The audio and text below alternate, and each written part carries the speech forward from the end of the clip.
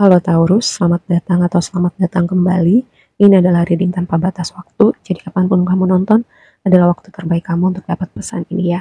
Di pre-shuffle kamu tuh ada tema Mars gitu, kata kuncinya pergerakan. Mars itu adalah energi, energi pergerakan kita, apa yang menggerakkan kita, energi, ambisi, kemarahan juga bisa. Jadi semacam pertama, ada sesuatu tema tentang pergerakan yang aku dapat adalah apapun gitu, tantangan atau mungkin rasa kayak kamu mungkin frustasi atau mungkin kamu capek. Kalau capek istirahat sebentar, ambil momen untuk recharge itu nggak apa-apa, tapi jangan bikin itu kamu berhenti gitu. Terus juga sebuah pesan gimana kamu bisa meregulasi rasa frustasi kamu, emosi-emosi kamu semuanya ya. Gimana kamu channeling itu dengan cara yang tepat gitu. Marah diekspresikan dengan tepat, dengan kata-kata yang tepat, di waktu yang tepat gitu. Itu contoh gitu. Sama pun seneng.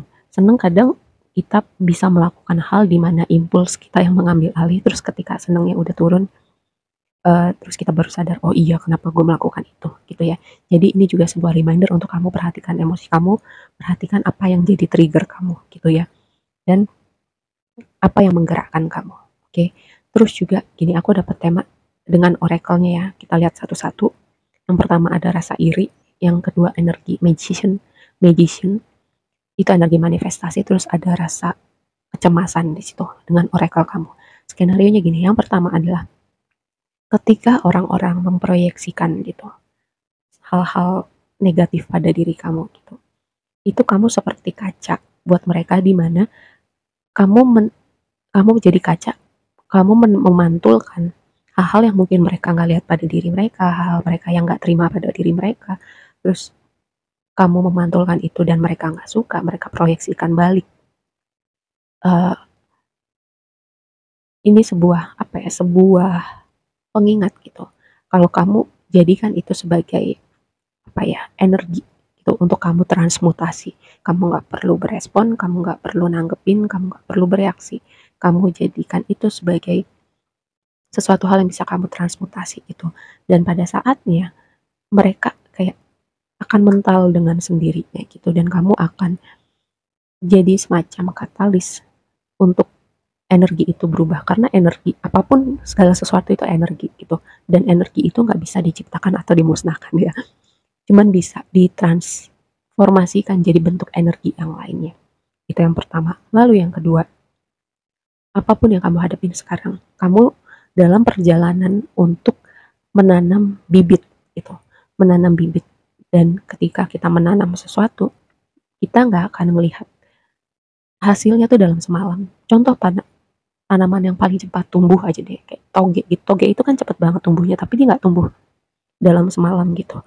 Dan tadi karena ada tema rasa frustasi atau kemarahan, kecemasan, itu sesuatu yang wajar dalam perjalanan kamu. Tapi itu jangan sampai membuat kamu berhenti gitu ya, karena kamu sedang menanam sesuatu, kamu sedang membangun fondasi. Karena gini, tema besar kamu adalah Eight of Pentacles. Eight of Pentacles itu mastery gitu, membangun skill tertentu.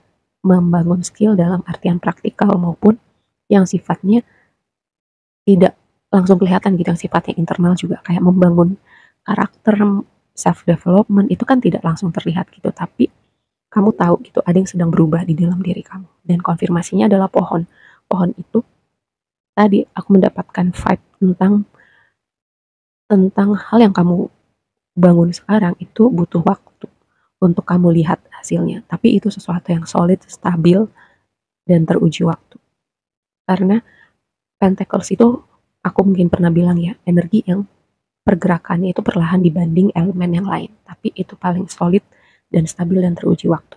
Terus juga kalau bicara abundant, ketika kamu membangun abundant kamu, itu juga sesuatu hal yang apa ya, dibangun dengan proses gitu ya.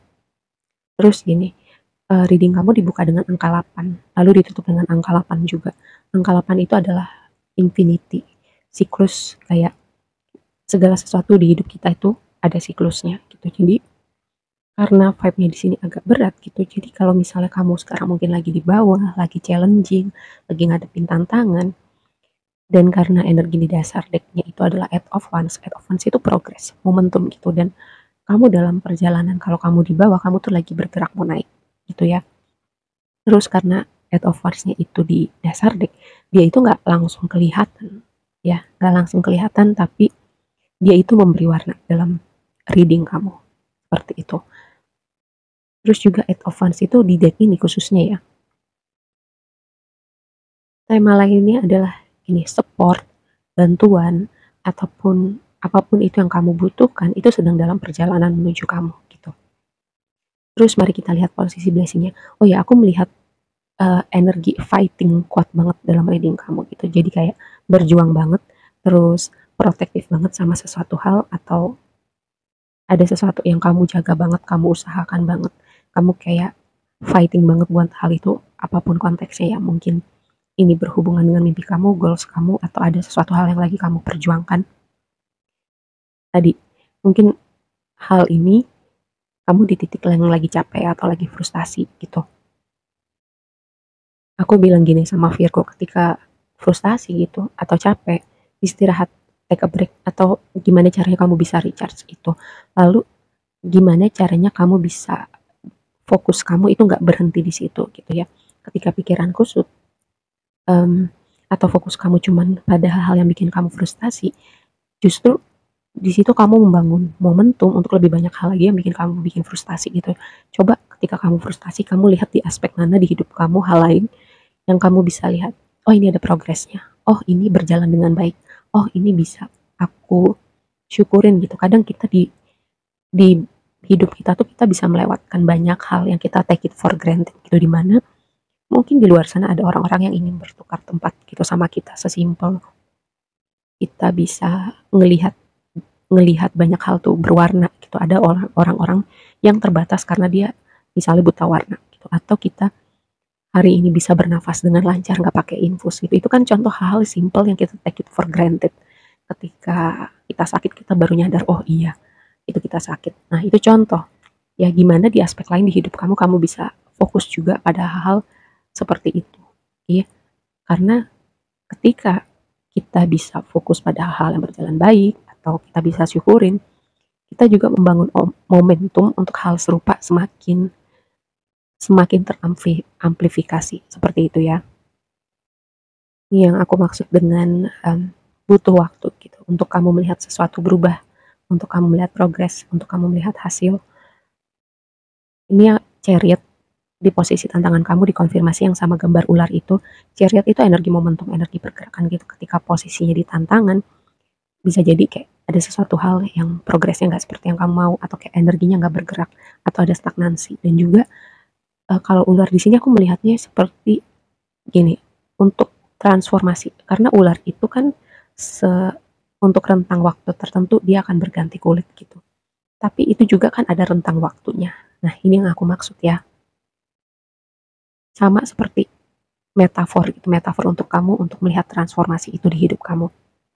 Terus di pre-shuffle kamu itu ada Ace of Pentacles di posisi blessing kamu gitu. Jadi Ace of Pentacles itu pertama bisa jadi kayak bantuan, ada orang yang mau ngasih kamu bantuan, ngasih kamu uang, ngasih kesempatan, tawaran kerjasama, atau ngebukain jalan buat kamu. Jadi tadi ya, ngalir aja, apapun yang perlu datang akan tiba pada waktunya gitu. Dan support system di sini Six of Pentacles dikonfirmasi sama gambar bouquet itu yang gambar bunga. Nah, ini yang aku bilang tadi tentang kalau misalnya kamu butuh support, butuh bantuan, itu juga akan datang pada waktunya. Oke. Terus Two of Wands sebagai penutup kamu dikonfirmasi sama gambar surat. Aku dapat skenario gini. Tinggal kamu gimana, pertama ya, tinggal kamu siapin wadah aja untuk menampung banyak hal baik, banyak berkat, banyak blessing untuk datang di hidup kamu.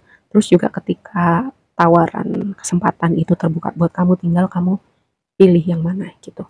Oke, semoga ini bisa dipahamin dan tidak terlalu abstrak. Aku rasa segitu aja dulu readingnya. Semoga bermanfaat dan sampai ketemu di reading berikutnya. Bye.